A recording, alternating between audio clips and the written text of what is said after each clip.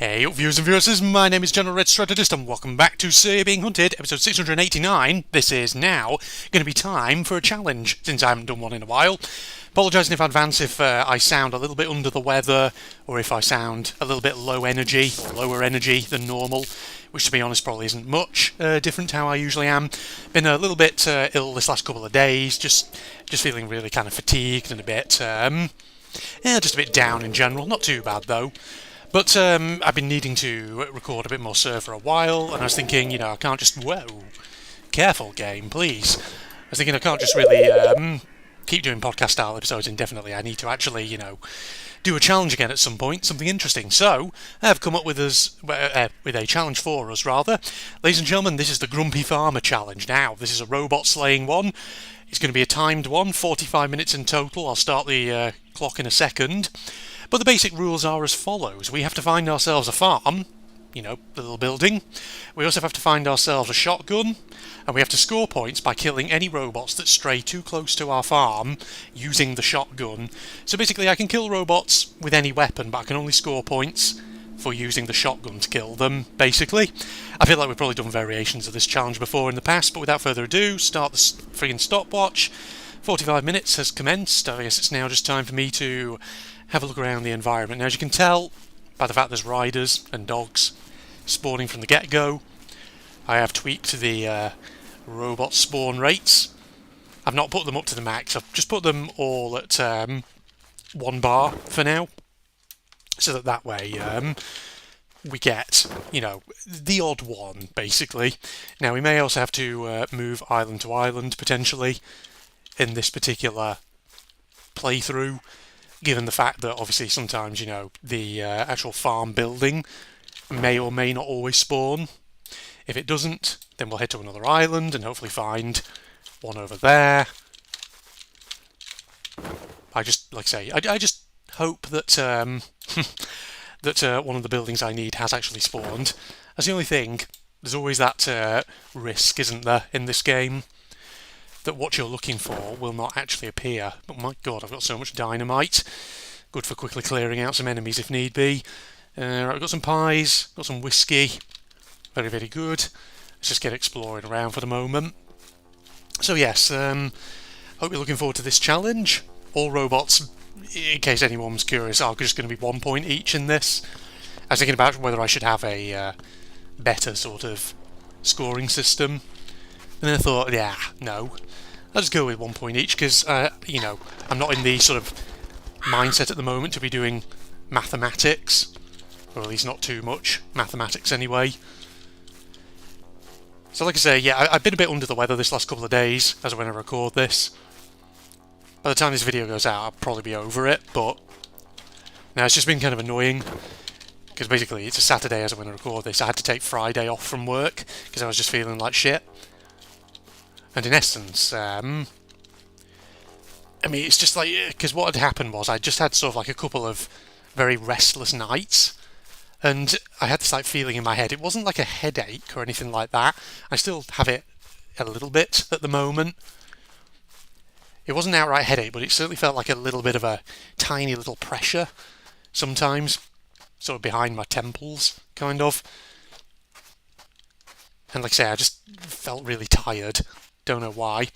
Not so much now though. I think I might be sort of coming out of it, because this afternoon I just feel like I feel a bit more energised. Because last night, I was thinking about, shall I have a recording session? Shall I record some Sur, maybe some Chaser, some other bits and bobs? And at first I was thinking, I really need to, because my upload schedule, my queue at the moment on the channel, is looking a bit thin on the ground. Really need to record some stuff and get it uploaded, but I just felt like I didn't have the energy to do it. So in the end, I just sat there watching YouTube videos because I just couldn't bring myself to do any recordings because I really can't be bothered. I just feel like I don't have the energy, and if I do, that lack of energy is probably going to come across in the recording. People are going to be like, "Oh God, Red, you sound so bored. You sound like you'd rather be somewhere else." Which, admittedly, I would have been. But, no, I've got a bit of energy back now. And the thing is, that sort of pressure feeling in my head hasn't been as prevalent today as it was yesterday. So I think, like I say, I think I'm on the mend. It might have just been that maybe I'd had a moment of being, I don't know, feeling a bit run down, a bit tired after everything that's been going on at the start of the new academic term with work and all that. Because the thing is, this first sort of 5 or 6 weeks of the new academic term has been quite intense. I know I've talked before about how I am a course director. I have sort of program director responsibilities for a particular course at the institution where I work. And I think I've mentioned before how we were going through sort of like a bit of a, almost like a kind of change program recently on it. A lot of new content on this course was being run at the start of this term. And of course, I think maybe that 5 weeks has, to an extent, maybe sort of taken a bit of the energy out of me, taken a bit of the wind out my sails, to put it that way. So it's been a little bit annoying, but I think maybe, you know, I need a nice weekend of just relaxing and doing nothing to basically just sit back, recharge my batteries, recuperate a little bit, and then we should be fine. I'm sure, you know, you guys out there watching have probably all had something similar to that, you know, where you've been, you know, you've been through like a really busy period at work or something, or at school, and it just feels like it really takes the energy out of you because there's a lot going on. I think what hasn't helped is that with the course that I'm overseeing, through no sort of fault of mine or any of my colleagues, it was more through the fault of some of our clients, to put it this way. There was a bit of a mix-up with our program timetable, and so we basically had to correct a load of mistakes made by a different party, which was causing a lot of stress. Right, I think I'm going to take a boat to the south, because I don't think there's a farm building on this island by the looks of it. I'm not going to pause the timer for this. Let's get ourselves across here. Have a sip of tea whilst I'm at it. Right, let's see if there's a farm building over here. There's like a barn over there. There was one on the centre island as well, but I don't know. I mean, I guess that counts as a farm building, but at the same time, it's not the specific building I had in mind, so I feel like me suddenly deciding that a barn actually suffices as a farm building, I feel would sort of bend the rules a bit. Is that a farm building? Or is that the silhouette of a pub? That might be a farm building, actually. Or is it the pub? It might be the pub, actually. I don't know. Is there a sign? I don't know. Where's the door on this thing? It's around this side. That's where it is. There we are. Alright, shotgun ammo's there. Yeah, I'm actually going to need to kill some hunters in order to actually get a shotgun here. In order to do that, I need to actually track some hunters down and murder them. Not dynamite at the moment, but I'm a bit worried that that's going to blow. Oh, this is a pub, not a flipping rifle. I'll take the rifle, even though it's only got one round. Can always use it to kill somebody. Need a torch as well, really. Here's what I need. As always, as I do with these challenges, I'm going to be recording the whole thing, by the way, in one sitting, and then probably just, you know, splitting that footage down into maybe 2 episodes or something. I feel like I always say that in a lot of my challenges, and I don't really need to. So I feel like you guys watching probably know the drill by now, how it works, typically, with these kind of big time challenges that I do for Surrey being hunted. Please tell me there's a farm building somewhere around here.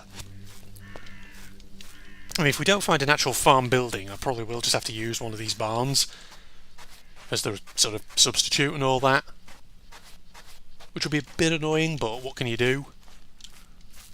Then again, would that feel like bending the rules?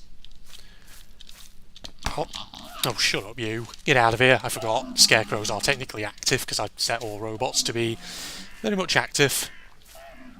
Shut up. Just keep backing up. There we go. I got away. Where are they? All got pulled over. Take a look in this here cottage. Ah, revolver. Perfect. Exactly what I was hoping for. Ooh. That's quite a few of them there. I'm a bit reluctant to take on a patrol of 4 who also have a dog. Let's go and have a look at the church over here for the meantime.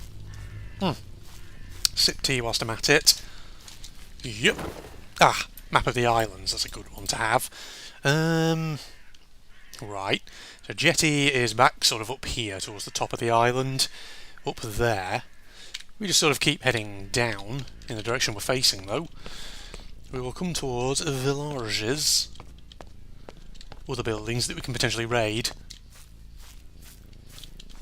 Now, in the meantime, ladies and gentlemen, I've been watching myself more Super Eye Patch Wolf videos. Oh, fuck's sake, there's always bloody robots where you don't want them. And I've been watching more Super Eye Patch Wolf videos. It's good fun to watch.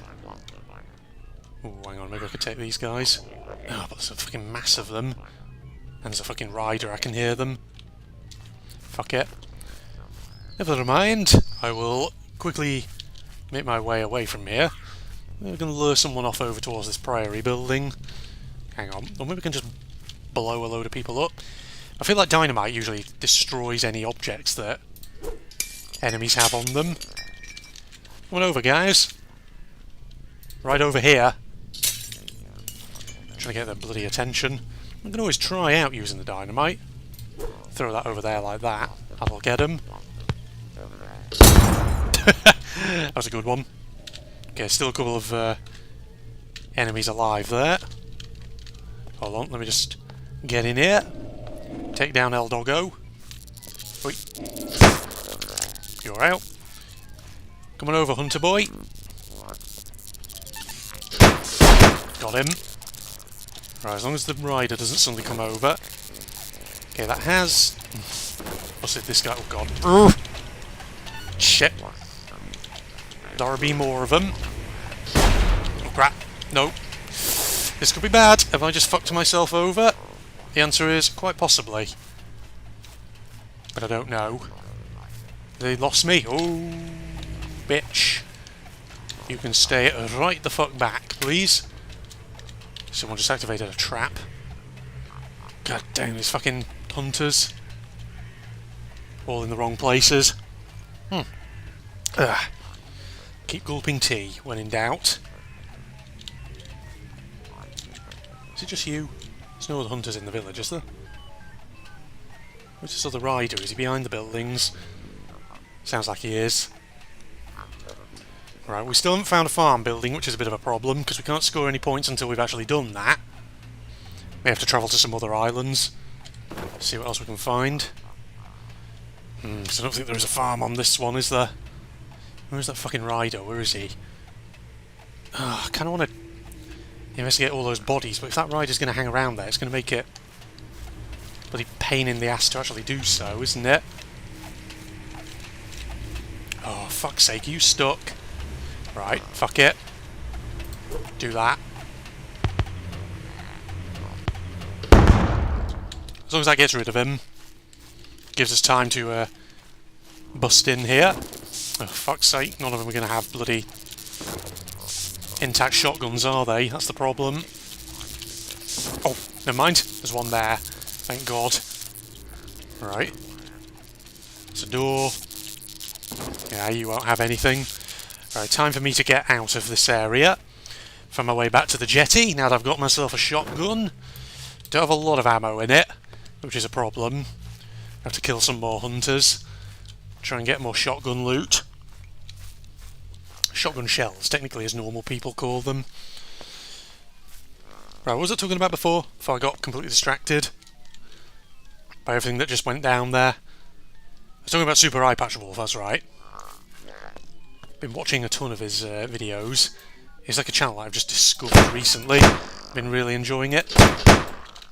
Really enjoying it for what it is, ladies and gentlemen. There we go, that's perfect. You want that one. Alright, just eat that, discard that. But no, some of his videos that I've been watching again, well, watching again, I should say, recently. Because let's be honest, I feel like I've rewatched quite a few of them. Because they're just that good. Don't know why I'm going for that device piece when we're not actually intending to recover it. No, I've been rewatching the social anxiety one, social anxiety horror video that he put together, which has been a really interesting one. seeing sort of like a different type of horror and all that, but one which actually resonates with you on a personal level. Because one of those things, you know, everyone's experienced at some point in their life.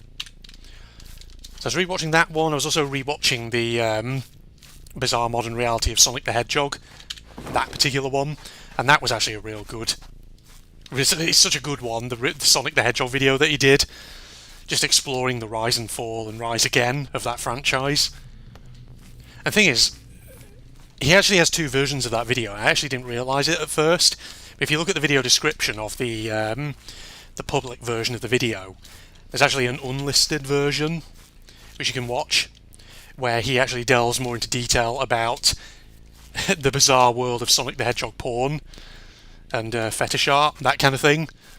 And it's really fascinating. I mean, if you've been around on the internet for a while, there's nothing in there that'll surprise you.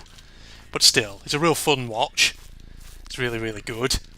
It's one of those things that, ironically, it may actually be interesting me, or rather getting me interested, I should say, in maybe actually giving the Sonic franchise a try. It's funny because, you know, I grew up throughout the 1990s, and you'd think, being a 90s kid, I would have played, you know, some of the older Sonic games, that I would remember them, but I never did. I was never really a Sonic kid. I was always a Captain Claw and Rayman sort of kid, me. But, you know, as an adult with disposable income, I'm in that position in my life now where I can buy games for myself and maybe indulge in the sort of things that I missed as a kid. Which is always the beauty of adulthood, when you actually have your disposable income and you can basically do with it what you wish. Right, let's find another jetty, get to another island, see if we can find an actual farm building, check map whilst we're here. Nearest one's probably, yeah, over to our left, so yeah, that sort of way. But we'll go in that direction then, and see what it yields. So no, the Bizarre Modern Reality of Sonic the Hedgehog, great video, well worth a watch, ladies and gentlemen, if you haven't done so already. I just like that, you know, he goes into a little bit of depth, and he makes, you know, Super Hyperwatch Wolf makes his videos a little dramatic. They're basically very engaging, let's put it that way. But no, apart from that, I've also been watching another channel that I've been aware of for some time, but I've never actually really watched it before. Been watching a load of old GT Live content, Game Theory Live, you know, Matt Pat and all that. Hey, I'm Matt Pat. That guy. Don't friggin' criticise that, that was a perfect impersonation. I'm on a peninsula here when I actually need to go around to my right, over in this direction. But no, specifically, I know I've said this before, that I've never been into Five Nights at Freddy's, and that the only FNAF game I've ever played is actually Security Breach and the Ruin DLC, which are well worth a watch here on the channel. Played them, well, basically I played them around about Christmas last year, and you know, they were fun enough to play. Even if, you know, FNAF Security Breach is a bit of an odd game in terms of some of the design choices behind it, things like that. But the thing is, whilst I have, let's say, just, you know, I have no real interest in playing any of the other FNAF games,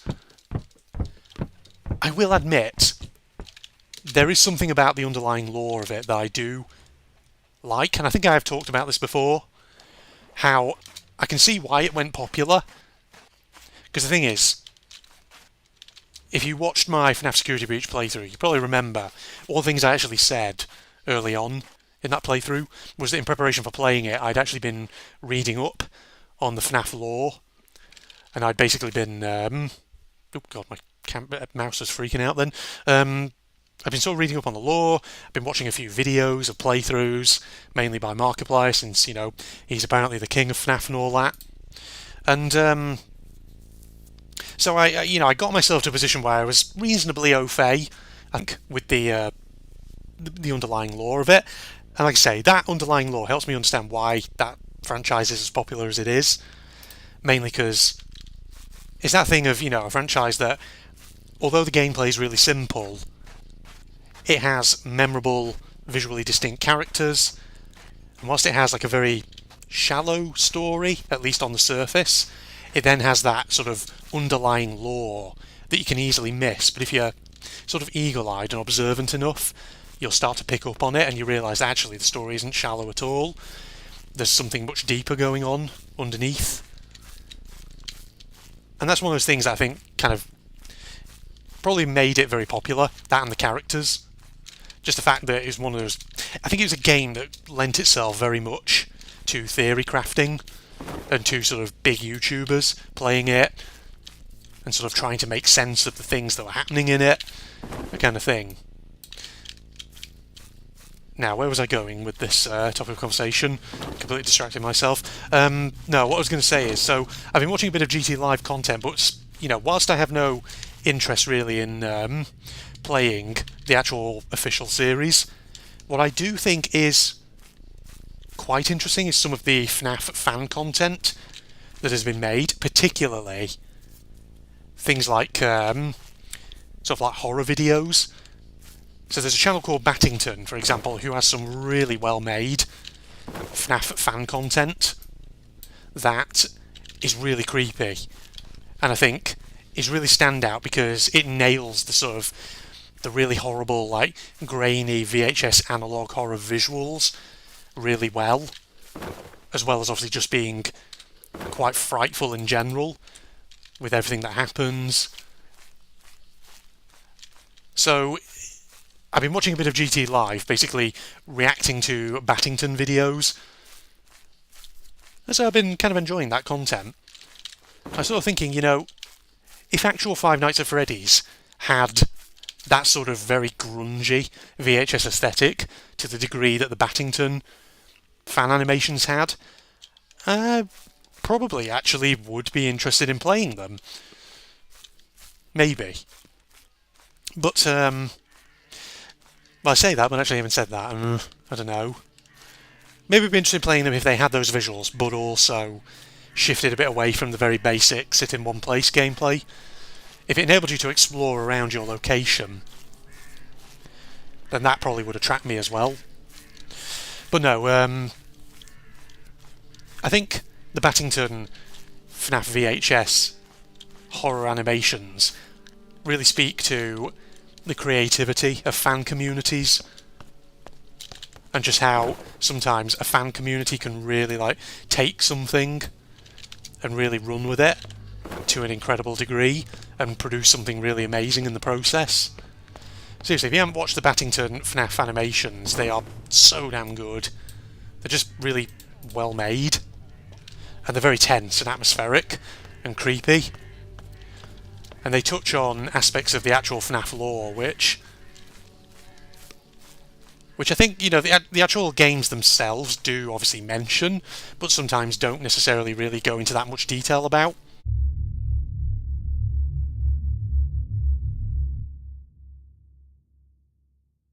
Getting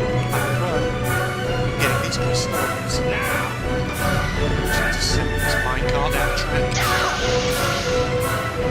Down that convenient place in the minecart rail. It doesn't really go anywhere.